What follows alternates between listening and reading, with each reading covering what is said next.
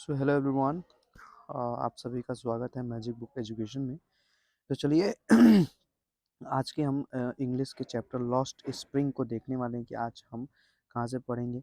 हमने जो पढ़ रखा था वो यहाँ तक पेज नंबर 2 तक हमने इसको कंप्लीट कर दिया था। आज जो हम पढ़ने वाले थे वो यहाँ से पढ़ना शुरू करेंगे। एक सेकंड में इसको ठीक कर देता हूँ। ओके, तो चलिए हम लोग शुरू करते हैं। देखिए, तो हमने यहाँ तक हमने पढ़ के कंप्लीट कर दिया था। इसके बाद से हम यहाँ से शुरू करते हैं। सो चलिए शुरू करते हैं। एक मिनट। हाँ, तो सीमापुरी अभी एक बंजर भूमि थी। उसके आगे का पार्ट शुरू कर रहे हैं हम लोग। पार्ट 2 लॉस्ट स्प्रिंग के पार्ट 2 को हम देख रहे हैं कि सीमापुरी अभी भी एक बंजर भूमि थी, लेकिन अब यह खाली नहीं थी क्योंकि लगभग 10,000 चीर बीनने वाले लोग कीचड़ से बनी संरचनाओं में रहते थे जिनमें टीन की पतली चादरें और तिरपाल नामक प्लास्टिक की सामग्री से बनी छतें होती थीं। सीमापुरी में अन्य कोई सीवेज, ड्रेनेज या रनिंग वाटर की सुविधा नहीं थी। वे अस्वच्छ परिस्थितियों में रहते थे। यह बंजर भूमि का एक टुकड़ा था जहाँ शहर का कचरा एकत्र किया जाता था। ये लोग वहाँ अवैध रूप से रहने लगे थे। रैग पिकर पिछले 30 सालों से सीमापुरी में अवैध रूप से रह रहे थे। उन्होंने सरकार की अनुमति या स्वामित्व के बिना इस इलाके पर क्षेत्र पर अपना कब्जा जमा दिया था। क्षेत्र के राजनेताओं ने उन्हें राशन कार्ड और मतदाता पहचान पत्र प्रदान किए। उन्होंने इन राशन कार्डों के माध्यम से अपने परिवार के लिए किराने का सामान मिला और बदले में उन्होंने उस राजनेता के पक्ष में वोट दिया जिन्होंने उनकी मदद की थी। लेखिका ने फटी साड़ी पहनने वाली औरत के एक समूह से पूछा कि वे ढाका में अपने घरों को क्यों छोड़ती हैं। उन्होंने जवाब दिया कि अगर वे अपने परिवारों की भूख को संतुष्ट करने में सक्षम थे और रात को अच्छी तरीके से सोते थे तो वे ढाका में अपने खेतों की तुलना में अपने खेतों की तुलना में सीमापुरी में रहने में खुश थे।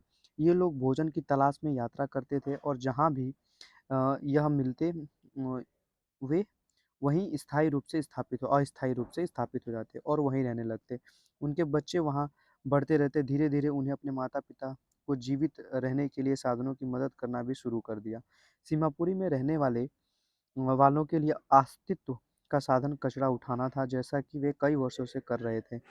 उनको चीर उठाना प्रशिक्षित हो गया था और उन्होंने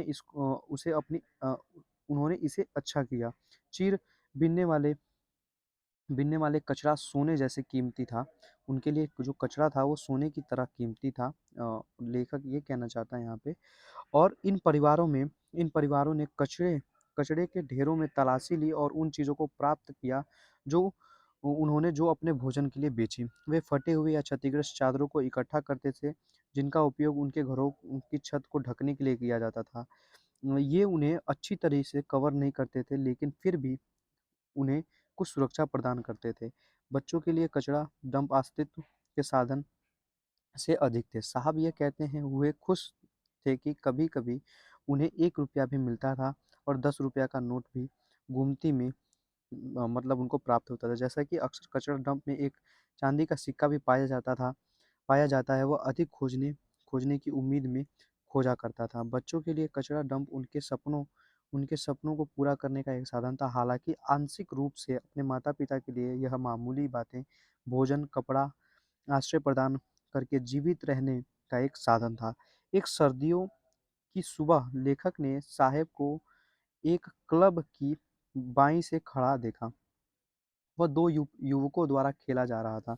एक टेनिस खेल देख रहा था। साहेब को खेल पसंद था, लेकिन वह खेल नहीं सके। उन्होंने लेखक को बताया कि यह क्लब के अंदर गया जब यह बंद हो जाएगा। उन्होंने वहाँ गार्ड द्वारा झूले लेने की अनुमति दी थी।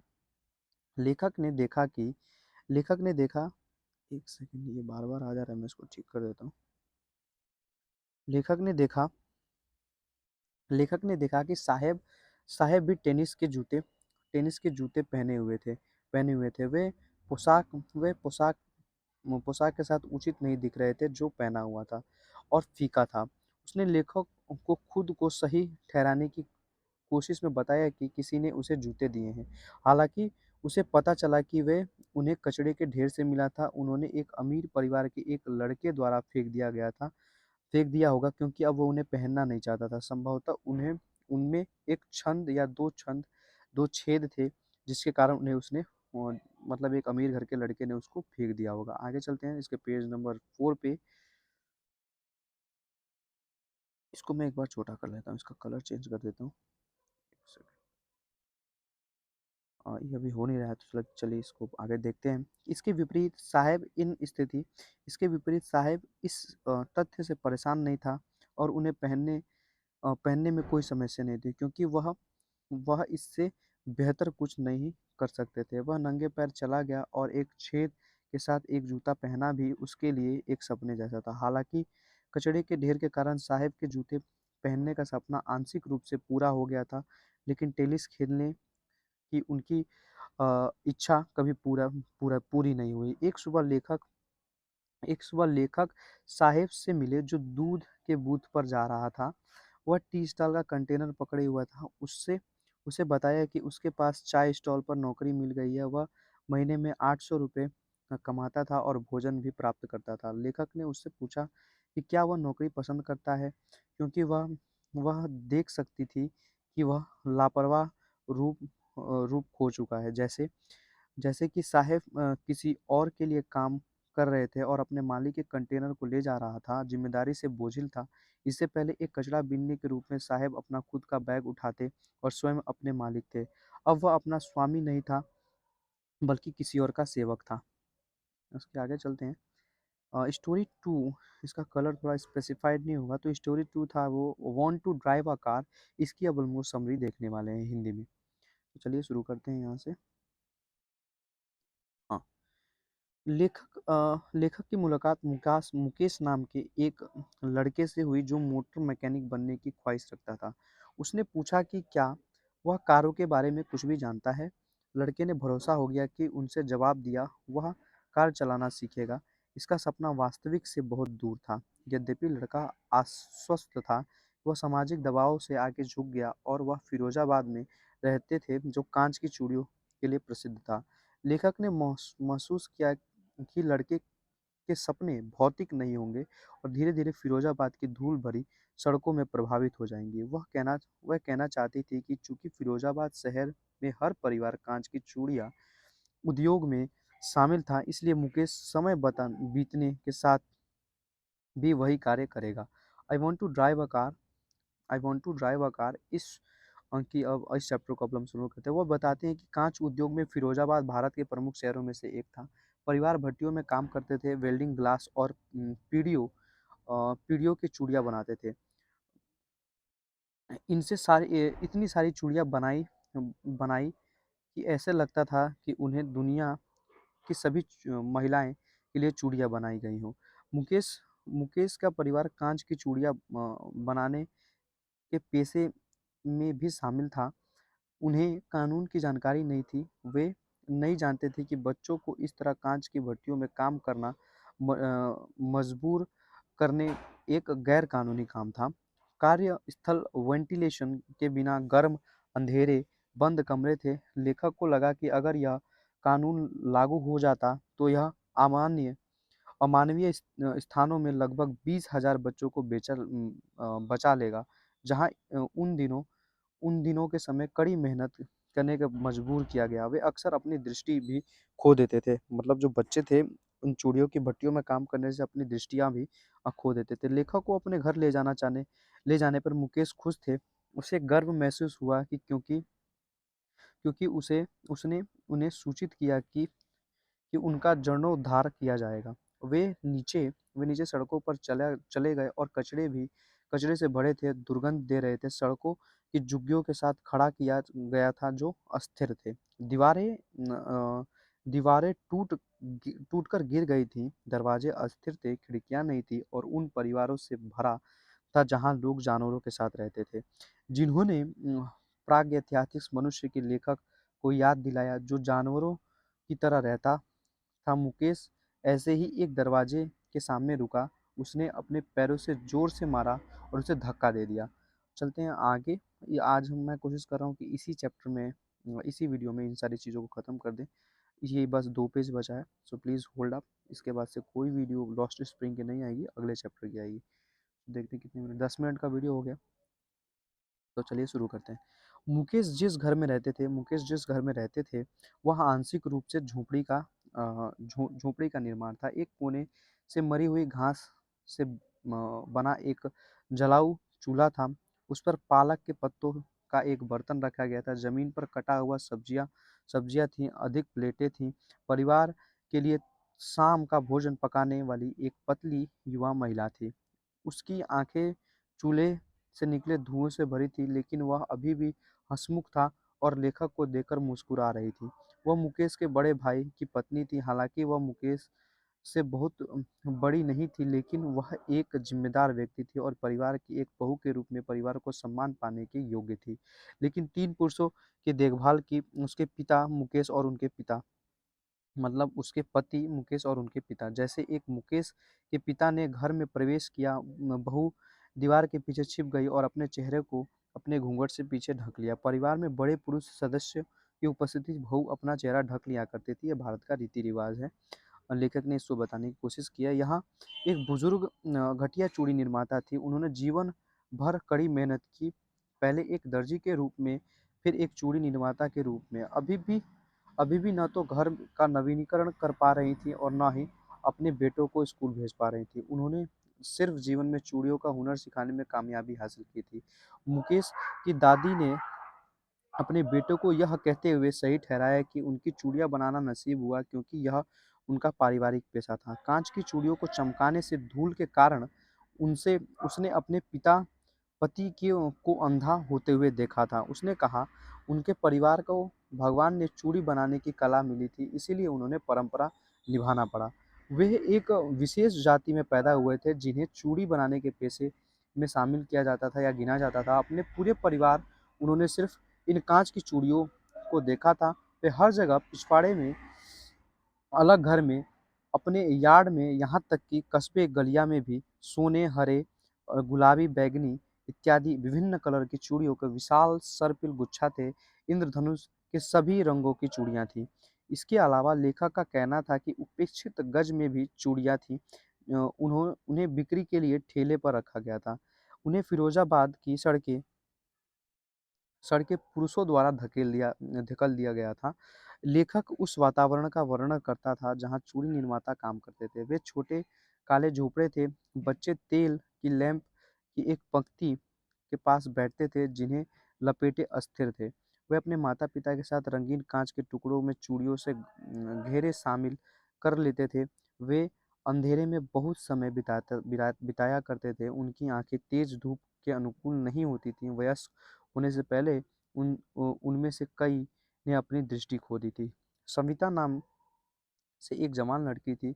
उसने एक फीकी गुलाबी रंग की पोशाक पहनी थी। वह एक बुजुर्ग महिला के साथ बैठी थी और वे चूड़ियां बनाने के लिए कांच के टुकड़ों को जोड़ रही थी। उसके हाथ मशीन के चिमटे मशीन की तरह चल रही थी। लेखक आश्चर्य हुआ कि क्या सविता को पता था कि चूड़ियां पवित्र हैं। वह एक महिला की पत्नी के लिए एक अच्छा शगुन थे। उसने सोचा उसने सोचा कि सविता को इसका एहसास तब होगा जब वह दुल्हन बन जाएगी।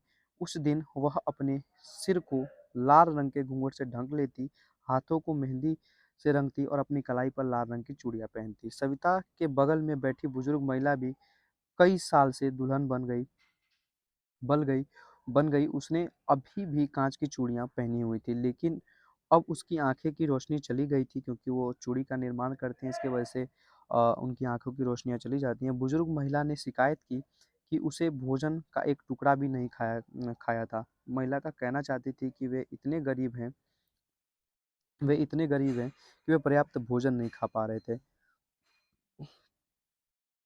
1 मिनट। यह वह लाभ है जो उसने चूड़ी बनाने के पेशे के अपना कर प्राप्त किया था। महिला के पति की बड़ी दाढ़ी कहता है कि उसने चूड़ी बनाने के अलावा और कुछ और कुछ नहीं पता है। मतलब जो वो महिला के जो पति थे उसके बहुत बड़ी दाढ़ी थी, तो लेखक कहना चाहता है कि उसको सिर्फ़ चूड़ी के सिवा और कुछ नहीं पता है। वह सब जो वह पूरा करने में सक्षम है, वह अपने परिवार के लिए, परिवार को रहने अपने परिवार को रहने के लिए, एक घर बनाने के लिए। लेखक को आश्चर्य होता है कि शायद उस बूढ़े व्यक्ति ने कुछ हासिल किया जिसे कई अन्य लोग हासिल नहीं कर पा रहे। कम से कम वह अपने परिवार के लिए एक आश्रय स्थल बना सका। वह समस्याओं उन सभी घरों से प्रचलित थी जो पैसे चलते थे। उन्हें चूड़ी बनाने के अलावा और कुछ नहीं आता था। यह उन्हें खाने के लिए पर्याप्त भी नहीं देता था। पर्याप्त भोजन, इतना भी पैसा नहीं हो पाता था कि वह खाना भी खा सके। पारंपरिक पेशे के चलते उन्होंने अपने युवक-युवतियों को इस चूड़ी के बिज़नेस में ढकेला, ये लेखक इसमें कहना चाहता है। गुज़रते हुए समय के साथ उनकी स्थिति में भी कोई सुधार नहीं हुआ। जिसके अनगिनत वर्षों से कड़ी मेहनत कर रहे थे, उसके पास कुछ करने या सपने देखने की भी क्षमता नहीं थी। अ, इसके आगे लेखक लेखक उन्हें एक लेखक उन्हें एक सहकारी बनाने का सुझाव देता है। अपने बुजुर्गों के चंगुल से छूटने के लिए नौजवानों को एक समूह से बात की, जिन्होंने अपने बुजुर्ग को फंसाया था। पुरुषों ने कहा कि अगर उन्हें ऐसा कुछ करने की हिम्मत की तो उन्हें घसीट कर ले जाया जाएगा और पुलिस उन्हें पीटा और जेल में भेज दिया जाएगा। उनके कृत्यों और गैर कानूनी करार दिया जाएगा। लेखक को लगा जैसे उनके पास कोई नेता नहीं था। वे चीज़ों को अलग तरीके से करने के बारे में सोच भी नहीं सकते थे। वे सभी बहुत थक चुके थे और उनके पिता पुरुषों ने शिकायत की कि यह एक सतत प्रक्रिया थी। उनकी खराब स्थिति के कारण उनकी समस्याओं की चिंता नहीं थी। इनसे उन्हें लालची बना दिया और अन्याय का कारण बना। लेखक ने कल्पना की कि 2 अलग-अलग दुनिया थी। एक ऐसे परिवारों की थी जो गरीबी में फँस गए थे। जिस जाति में वे पैदा हुए थे, उसी के अनुसार पारंपरिक पेशे को अपनाने का दबाव था। दूसरी दुनिया दूसरी दुनिया साहूकारी, बिचौलिए, पुलिसकर्मियों, कानून के रखवालों, सरकारी अधिकारी और राजनेताओं का भी का कभी न खत्म होने वाला चक्र था। इन दोनों दुनियाओं ने युवा लड़कों को पारिवारिक परंपराओं को पालन करने के लिए मजबूर किया था। युवा लड़के इस पेशे में आ जाते और आ जाते और इसे महसूस करने से पहले एक दुष्चक्र का हिस्सा बन जाते। अगर उन्हें कुछ और किया तो इसका मतलब है कि वे इन दोनों दुनियाओं की चुनौती दे रहे हैं। लड़कों को बोल्ड होने के लिए पाला नहीं गया था ताकि वे सिस्टम के खिलाफ जाने की हिम्मत ना कर सके। लेखक को यह जानकर खुशी हुई कि मुकेश एक स्पार्क था। उसने दोहराया कि वह एक मोटर मैकेनिक होगा। ऐसा मुकेश कह रहा था। लेखक को इस बात की खुशी थी। वह एक गैराज जाकर नौकरी सीखना चाहता था। लेखक ने पूछा, चूंकि गैराज उसके घर से कुछ दूरी पर था, इसलिए मुकेश ने जोर देकर कहा कि वह उसके पास जाएगा। उसने पूछा कि क्या वह उड़ने वाली विमानों का सपना देख रही है। लड़का चुप हो गया और उसने मना कर दिया। वह लड़का चुप होकर मना कर दिया। वह उनके बारे में नहीं जानता था। लड़का उनके बारे में नहीं जानता था क्योंकि वह विमानों के बारे में नहीं जानता था। फिरोज़ाबाद के ऊपर से कई विमान उड़ान नहीं भरी, जैसा जैसा कि उन्होंने केवल फिरोज़ाबाद के कारों में घूमते हुए देखा था। उनके सपने वहीं तक सीमित थे। सो यहाँ पर लॉस्ट स्प्रिंग जो चैप्टर था वो ख़त्म हो चुका है। होप आप सभी को समझ आया होगा। ये सिर्फ़ इसका एक तरीके से ट्रांसलेशन था या फिर कहें समरी था लॉस्ट स्प्रिंग का, और इसमें भी जो भी पार्ट थे, इन सारी चीज़ों को हमने कंप्लीट कर दिया। वीडियो काफ़ी लंबा हो गया है, लमसम 20 मिनट का वीडियो होने जा रहा है। सो लॉस्ट स्प्रिंग के इस चैप्टर को आप लोग पूरा कंप्लीट कर दीजिएगा। बोर्ड एग्जाम भी नज़दीक आ रहे हैं। इसके क्वेश्चन पेपर को जब ये एक बार गो थ्रू हो जाएंगे इन सारे चैप्टर को, तो क्वेश्चन पेपर को हम डिस्कस करेंगे इसी मेथड से, इसी वे से। तब तक उम्मीद है आप सभी को मैजिक बुक एजुकेशन की ये वीडियो पसंद आएगी। Hope you like the video, hit the like button and subscribe to this YouTube channel. मिलते हैं नेक्स्ट वीडियो, तब तक के लिए स्टे ट्यून्ड।